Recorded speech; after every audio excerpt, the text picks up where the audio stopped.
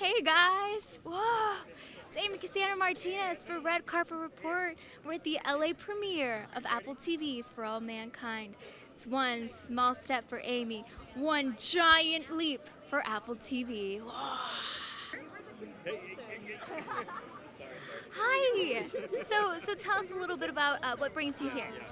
I'm one of the writer-creators of For All Mankind, and this is our big premiere. Pretty exciting, so yeah. So, okay, when that concept was first thought of, what were your thoughts? Were you like, okay, cool, like this is what we're gonna do?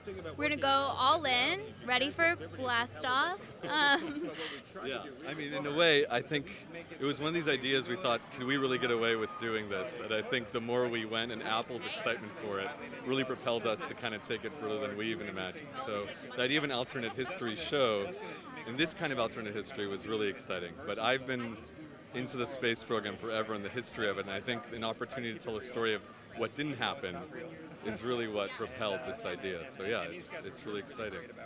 Well, and whose idea was it to do an alternate reality? Because especially now with, you know, Me Too and women really coming forward and saying like, hey guys, like we'd like, you know, some respect. I feel like it's very timely. Whose idea was it? So we came up with the idea with Ron Moore. He had the idea, we kind of were into the space program, and he had the idea of what if the Russians landed on the moon first?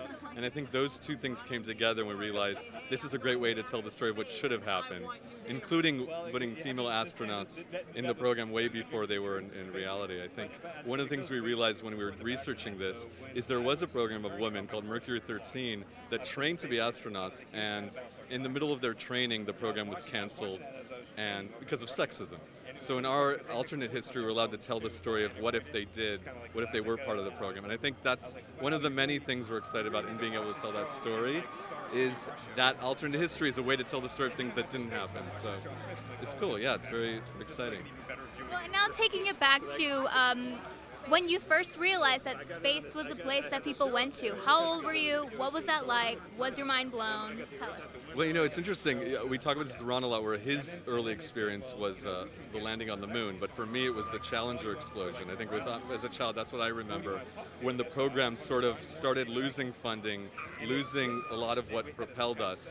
And for me, I'd hear the stories of the Apollo program and the excitement of space travel, but I didn't see it as a child. So I think for me, reading about it when I got older, and all the plans we had to not only go to the moon, but go to Mars, to build space stations, I realized a lot of these programs were in place and were defunded in the 70s when we beat the Russians. Essentially, there was no more interest in it. So I think that concept of the Russians landing on the moon propels us further. The competition, the idea of we're underdogs, like many things in progress, propels us to go further. So the show starts with that idea of, okay, there's this little thing, they landed first, and then you just see the change as it happens.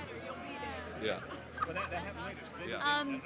For you, also being madly in love with space and sci-fi and all of that, what was it like to see the set like fully come to fruition? All of it. It was amazing. I mean, I think for me specifically, I think walking in our sets, we had Dan Bishop, who was the production designer of Mad Men. So we knew right away the sets were going to be beautiful and convey the 70s, but I think everyone who walks into our mission control set, which he designed literally to the, like every ceiling tile is the shape and size of the ceiling tiles of the original mission control. So you walk in there and everyone is just blown away. And I think across the board, every spaceship, every module, everything looks so real. And I think that was really important to us, the idea of if we're going to tell an alternate history, we want it to feel as grounded and real as possible. So the feeling is when people are watching the show, I think the question I love that people ask is, wait, did that really happen? That comes up a lot. So I think that's the fun of this, is because it's so real, because everything feels so grand. I mean, it's beautiful. And you know, we had a lunar surface on one stage. We had different modules on different stages. So like, it was like being a kid again, really, walking through our sets. It really is special. Well, and the idea of having real-life astronauts walking around, answering questions, where did that idea come from? Because I feel like a lot of people wouldn't have gone that extra step to really have them around. You mean in terms of our researchers? And well, I think that's based on this idea of how do we keep this as grounded and real as possible. So the first thing we did was Garrett Reisman, he was an astronaut and a friend of Ron's.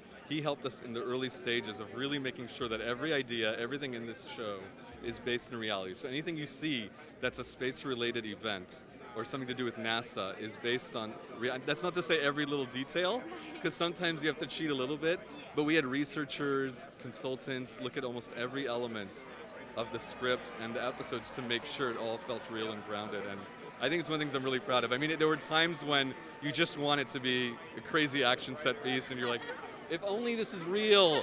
But we always found a way to kind of ground into reality and still have the fun of the adventure of the storytelling. So it was challenging, but I'm really proud that we were able to find a way of doing that. And I think having a real astronaut with us was pretty, for the actors especially, I think for them to be astronauts, to understand what it feels like to be up there, to go in those suits, to have him around was really helpful. And now I almost feel like I know more about rocket science than I ever thought I would. So yeah.